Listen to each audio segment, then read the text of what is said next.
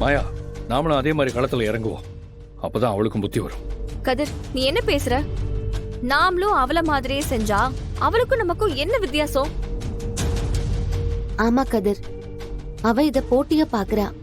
நான் என்னோட இந்த நாட்டியத்தை கடவுளுக்கு செய்யற அர்ப்பணிப்பா பாக்குறேன். இப்ப கூட நான் ஜெயிக்கணும்னு நினைக்கிறது எனக்காகவோ டான்ஸ் ஸ்கூலுக்காகவோ இல்ல, அவங்க பெரியப்பாவ பேசின பேச்சுக்காக தான். அவரை எங்கேயும் தலைகுனிய விட்டுற கூடாது, அதுக்காக மட்டும்தான் நான் இந்த சவாலை ஏத்துக்கிட்டேன். மாயா, நாம நல்ல எண்ணத்துல பண்ணாலும் நம்மள சுத்தி இருக்கிறவங்களும் இப்படி இருக்காங்களே.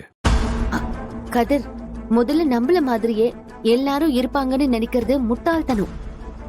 நம்மள மாதிரி இருக்கணும்னு எதிர்பார்க்கறதும் தப்பு.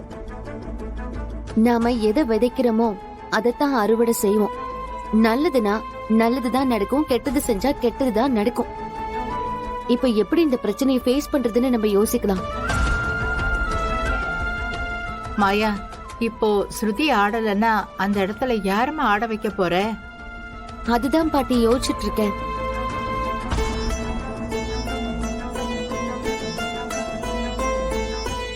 மாயாக்கா, நீங்க ஏன் காவியாவை ஆட வைக்க கூடாது?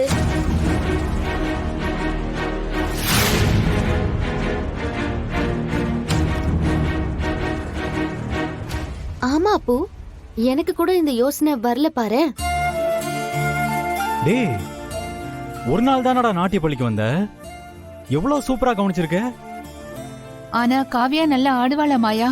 சோனியாக்கு அளவுக்கு ஆடலனாலும் அவளுக்கு பிராக்டிஸ் கொடுத்தா நல்லதா ஆடுவா. ஓ,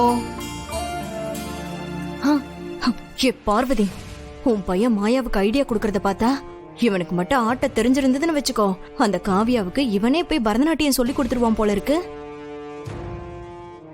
அதுக்கு நான் ஒரு நாளும் சம்மதிக்க மாட்டேன் அண்ணி. இப்ப பாருங்க. டேய் அப்போ, டேய் உனக்கு எதுக்கு இந்த தேவையில்லாத வேலை? உன்னை இந்த ஆட்டத்தை பத்தி எல்லாம் நினைக்க கூடாதுன்னு சொல்லிருக்கேன்ல. அம்மா, சும்மா ஒரு யோசனைக்கு தாம்மா சொல்றேன். அதெல்லாம் நீ ஒண்ணும் சொல்லி தொலைய வேண்டாம். வா வா. அத்தை, ஏய், ஏய் பாத்து. வா.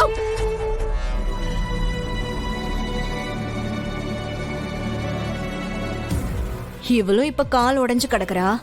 அந்த ஸ்ருதியையும் அருந்ததி பணத்தால அடிச்சுட்டா.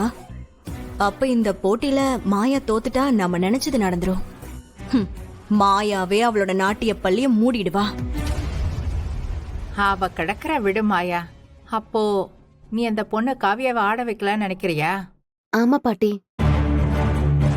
ஆனா ஸ்ருதிக்கு மாதிரி காவியாவுக்கும் சொல்லி கொடுக்கணுமே.